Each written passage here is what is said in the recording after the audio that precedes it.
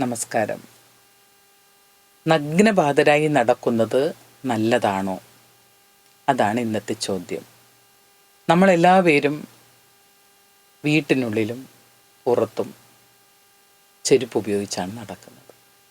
എന്നാൽ ഒരു ദിവസം അരമണിക്കൂറെങ്കിലും ചെരുപ്പ് ഉപയോഗിക്കാതെ നല്ല മണ്ണിലൂടെ നടക്കുന്നത് ആരോഗ്യത്തിന് വളരെ നല്ലതാണ്.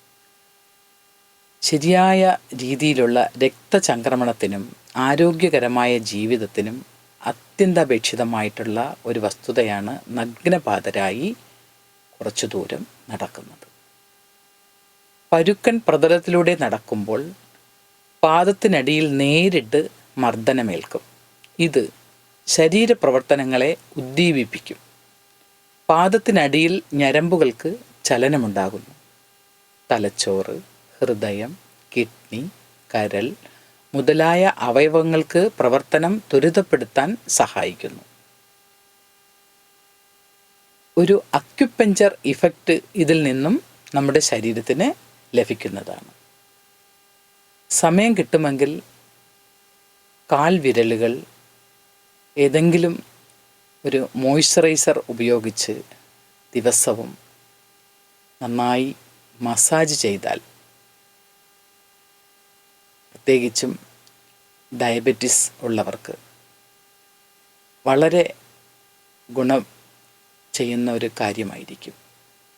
അവരുടെ നെർവിന് നെഫ്രോപ്പതി ബാധിക്കാനുള്ള സാഹചര്യങ്ങൾ ഷുഗർ കൺട്രോൾ ചെയ്തില്ലെങ്കിൽ ഉണ്ടാവുന്നതാണ്. അതിനുള്ള ഏറ്റവും നല്ലൊരു മരുന്നാണ് ചെരുപ്പില്ലാതെ നല്ല സ്ഥലത്തു കൂടി കുറച്ച് സമയം നടക്കുന്നതും കാൽ ദിവസവും നന്നായി കഴുകി അത് ചെറിയ രീതിയിൽ ചെറിയ ചൂടുള്ള വെള്ളത്തിൽ മഞ്ഞപ്പൊടിയും ഉപ്പും കല്ലുപ്പും വളരെ ചെറിയ ഒരു സ്പൂൺ വീതം ഉപയോഗിച്ച് പാദങ്ങൾ ഒരു ബേസിനിൽ ഇറക്കി വെച്ച് ഒരു അരമണിക്കൂർ വെച്ച ശേഷം മോയ്സ്ചറൈസർ ഉപയോഗിച്ച് കാലുകൾ നന്നായി മസാജും ചെയ്താൽ ഒരു പരിധിവരെ നെഫ്രോപ്പതി തടയാൻ കഴിയും.